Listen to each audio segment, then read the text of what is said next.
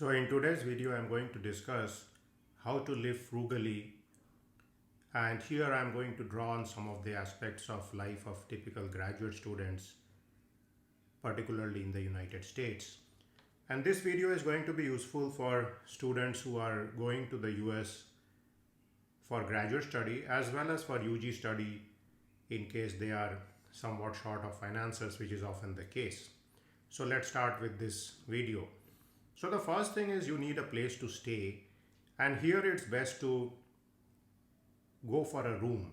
And essentially one of the better tactics is to rent a 3-bedroom in conjunction with your fellow students, and then three of you can together sign the lease, and then you can share the cost of this particular apartment.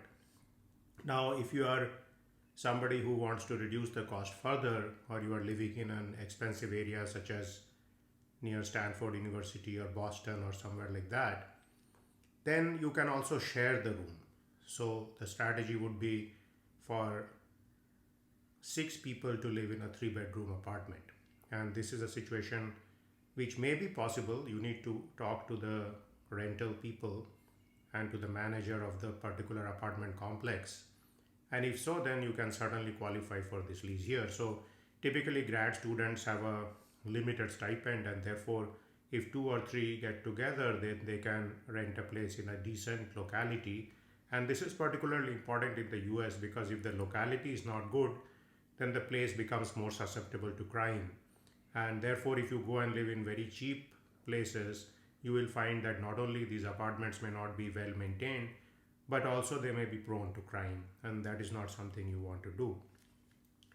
Now there are some extreme situations I will tell you about from my own experience, and that is I know of a student who used to live in the living room, and this was somebody whose graduate stipend got cancelled, and for a few months he was living in the living room of an apartment with some students, and essentially he was paying a fractional rent.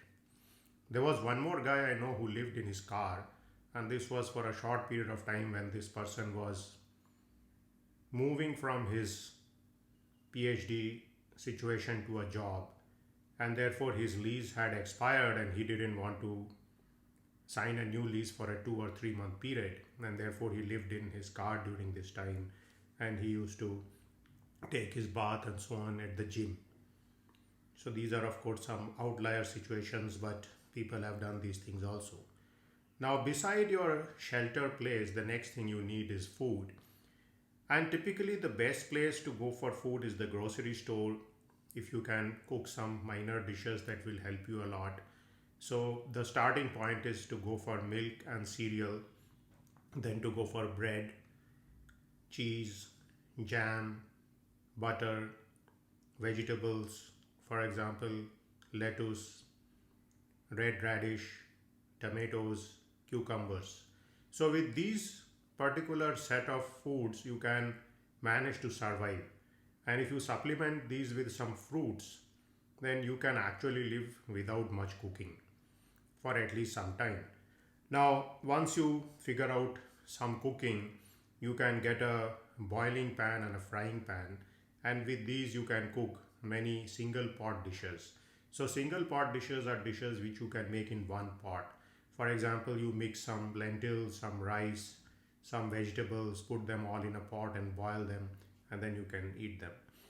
Now beside these you will need some instant coffee, you may need tea, you may need juice, and so on. Again, a staple for people is potatoes, because you can easily boil them or bake them in the microwave and eat them. So these things will make sure that you do not die of starvation when you are a graduate student. Now once you start getting your first stipend, you can probably go for things such as Subway. So Subway has a good sub of the day program, and I think this is especially targeted for grad students and students in general. So if you eat the sub of the day and you go for all the vegetables in that, then you can survive quite well with the sub of the day package. Now once you have taken care of your basic food, you need some basic furniture. So again, you can get used furniture. So very often there are students who are graduating and leaving the university, and these people may give you some kind of distress sale or even free goods. So in fact, I remember when we had our room in the university campus or near the university campus, we got some of these used sofas from grad students who had got jobs and who were leaving, and during that time they were quite magnanimous and just gave us the furniture. Now, as far as possible, don't get a car, because a car becomes a sink in terms of money, especially if it's a used car. So as far as possible, if you can, use your phone to get a car if necessary, and especially if you stay close to the campus, you may be able to walk to the campus or to bike to the campus depending on the weather. Now, very often universities also have some kind of shuttle buses, and you can use these buses to come to the university and go back to your room. In some cases, you could also take the metro transportation, which is provided by the city, but you need to be careful about the locality. Some of the localities near universities are prone to crime if they are in the downtown situations, and in those cases, you may actually need to get a used car. And again, if you are getting a used car, get a Japanese car, because they tend to be more reliable. Now, the next thing you would need is Wi-Fi, and of course you may have to get a Wi-Fi for your apartment situation. But if you do not have this at the time when you go to the university, use the department or the university Wi-Fi, which is generally free and typically is included in your university tuition package.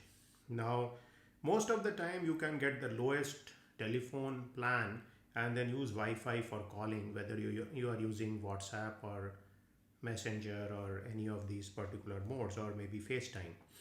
Now, one of the main things you are going to require is a computer, laptop, and a phone. So again, I would say don't compromise on these two things, because these two things are of great importance. So go for the good phone which has various capabilities, and also go for a good laptop in which not only you can do the various things such as web serving and so on, which you could even do in a Chromebook, but you can even do programming, because there are going to be situations where you may have to work from home, and in those cases laptops are especially useful if you can do some of your work in the laptop. Now, spend as much time in the department, in the lab, in the library as possible, because you will bring down your utility bills and you will consume the Wi-Fi of your university. Now, you may sometimes feel the need for doing something beside your study, and during that time you can watch YouTube videos using the university Wi-Fi. Now, if you have further requirements in terms of entertainment, you can read novels, magazine, non-fictions, books, and so on.